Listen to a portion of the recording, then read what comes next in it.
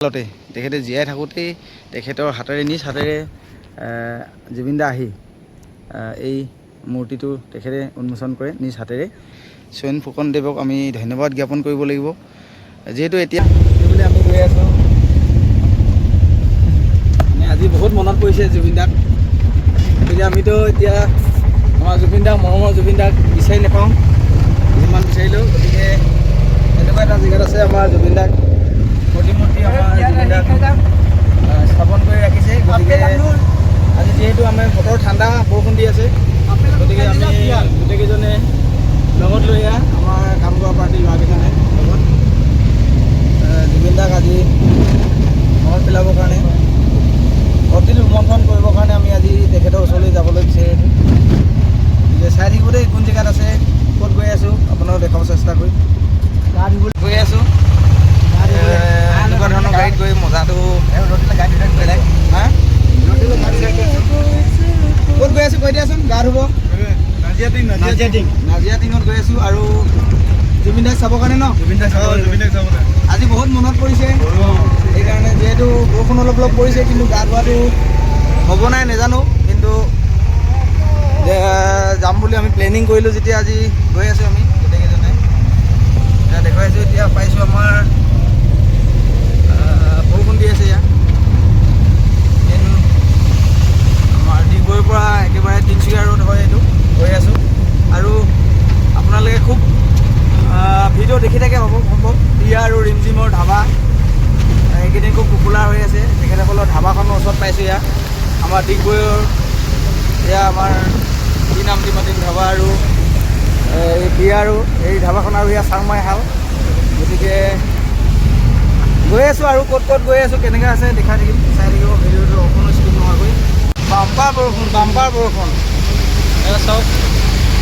আমি যিটো প্লেনিঙত আহিছিলোঁ সেইটো প্লেনিঙত নহ'বগৈ। এতিয়া গা চা ধুই মেলি আপোনালোকক দেখুৱাম বুলি ভাবিছিলোঁ, কিন্তু কি ক'ব উপায় নাই। বৰষুণ একদম ৰৱা পিঠা বৰষুণ। ডাঙৰীয়া স্থান এইফালে আপোনাৰ চিধা গ'লে তিনিচুকীয়া পাব, তিনিচুকীয়া আৰু এইফালে ডিগবৈ ফালে আহিছিলোঁ। আৰু এই আমাৰ ডাঙৰীয়া বা ডাঙৰীয়া থান, এয়া ভিৰ হৈছে মানুহৰ। নমস্কাৰ কৰি দিয়া চবেই। এয়া আমাৰ ডাঙৰীয়া বাবা থান। আৰু এইপিনে গৈ গৈ আমাৰ নাজিয়া টিং পাই যাব, য'ত আমাক জুবিন দাক আমি আজি দেখা পাম। আহি এতিয়া আমাৰ এই নিৰ্দিষ্ট স্থান পালোহি। আদৰণি তোৰণখন নাজিয়া টিং পৰ্যটনস্থলীলৈ যোৱা মূল পথটো এই গেটখন পায় প্ৰথমতে। আৰু এটা সুন্দৰ প্ৰাকৃতিক পৰিৱেশৰ মাজেৰে আমি এতিয়া আগবাঢ়ি যাম। ইয়াত চাইনবোৰ্ড লিখা আছে, আমাৰ শুভাৰম্ভ কৰিছে আমাৰ স্বয়ন ফুকন বিধায়ক স্বয়ন ফুকনদেৱে।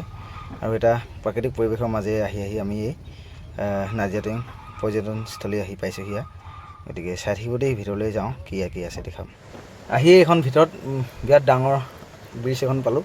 আৰু পানী চাওক, পানীৰ সোঁত কেনেকুৱা হৈ আছে আপোনালোকে নিশ্চয় ধৰিব পাৰিছে।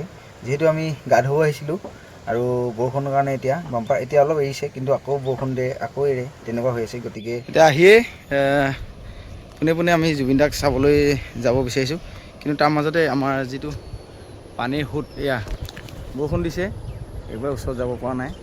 আৰু এয়া দেখুৱাই দিছোঁ। আৰু যিহেতু আমি জুবিন দাক আজি মনত পৰিছে, তাকে জুবিন দাক চাবৰ কাৰণে গৈ আছোঁ। আৰু আমাৰ ল'ৰাকেইজনে ভাইটিহঁতে ইতিমধ্যে আগত আগবাঢ়িছে। এয়া পামগৈ এতিয়া আমি জুবিন দাক দেখা পাম। আৰু ঐ আজি বৰষুণ দি দিলে নে? এতিয়া গা ধুই আহিছ নাই ল'ৰাকেইটা? গা ধুবি নাইনো এতিয়া? ইয়াত নহ'ব আজি ধোৱাটো ন, যিহেতু বৰষুণ দিয়াৰ কাৰণে আজি গাটো ধোৱা নহ'ব। আৰু জুবিন দাক আমি যিহেতু গা ধুই নাহিলোঁ ঘৰত, সেইকাৰণে আমি দূৰৰ পৰাই নমস্কাৰ এটা কৰিছোঁ। কৰিছেনো দিয়া নমস্কাৰ জুবিন দাৰ কাৰণে। আৰু এয়া আপোনালোকক দেখাব চেষ্টা কৰিছোঁ। ভিতৰত নোসোমাওঁ, আজি গা ধুম বুলি ভাবিছিলোঁ, গা নুধুলোঁ। আৰু এয়া জুবিন দা, আজি বহুত মনত পৰিছে তেখেতক, তাকে আমি আজি গোটেইকেইজনে লগ হৈ তেখেতক আমি দেখা কৰিব আহিলোঁ।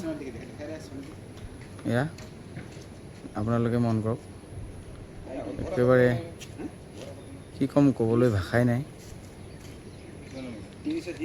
আমাৰ জুবিন ক্ষেত্ৰই বুলি ক'ব লাগিব, জুবিন ক্ষেত্ৰ এয়া আমাৰ ডিগবৈ।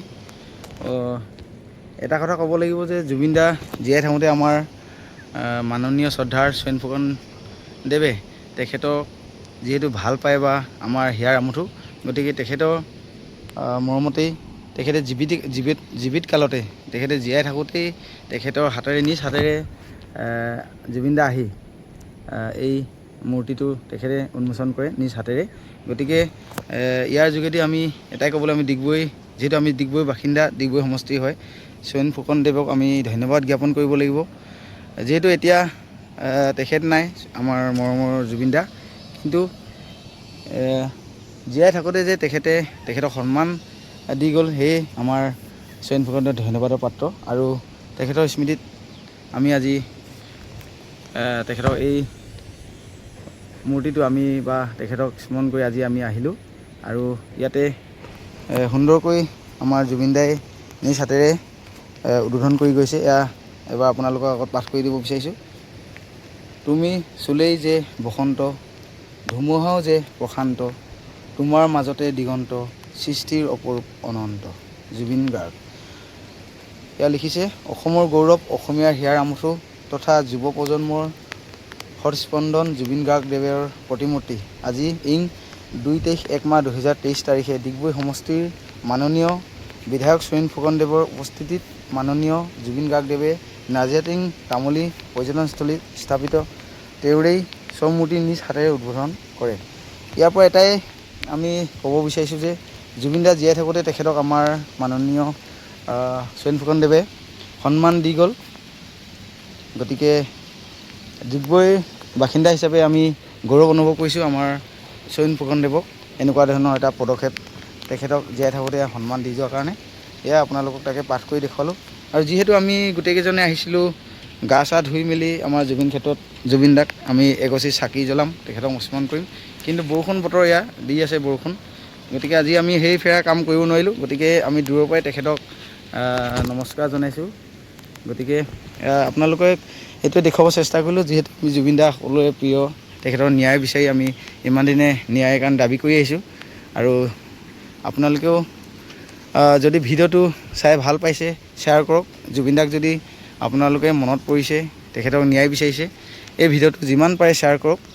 সকলোৱে আহক আমাৰ ডিগবৈ নাজিৰাটিং পৰ্যটনস্থলীলৈ আহিব পাৰে। ইমান সুন্দৰকৈ আমাৰ মাননীয় স্বয়ন ফুকনদেৱৰ তত্বাৱধানত এখন পৰ্যটনস্থলী স্থাপিত হৈছেগৈ। লগতে আমাৰ শিশুসকলকো আনিব পাৰিব আপোনালোকে, গৰম বন্ধত হওক কিংবা ছামাৰ ভেকেশ্যন নতুবা কোনো এটা অনুষ্ঠান কিংবা ছুটি থাকিলে আপোনালোকে আনিবই। আছে শিশু উদ্যান এখনো ইয়াতে আছে, এয়া চব আদৰণি দিচাং শিশু উদ্যান নামেৰে নামাকৰণ কৰিছে নাজিৰাটিং তামুলী পৰ্যটনস্থলীত। এয়া ভিতৰত নাযাওঁ বাৰু, এতিয়া আহিলে আপোনালোকে সকলো ধৰণৰ আপোনাৰ ল'ৰা ছোৱালীক খেলিব পৰা সুবিধাবোৰ আছে। আৰু ইয়াতে ঝুলনা আছে। এয়া বৰ্তমান ছিজনটো অলপ হেৰি হৈ আছে বাৰু, যেতিয়া ছিজন হয় আৰু জাক জমকতাৰে হয়, বিশেষকৈ জানুৱাৰী মাহত হয়, জানুৱাৰী 1, 2, 3 এনেকুৱা ধৰণৰ অনুষ্ঠান পাতে। গতিকে আহিব তেনেকুৱা সময়ত। ধন্যবাদ।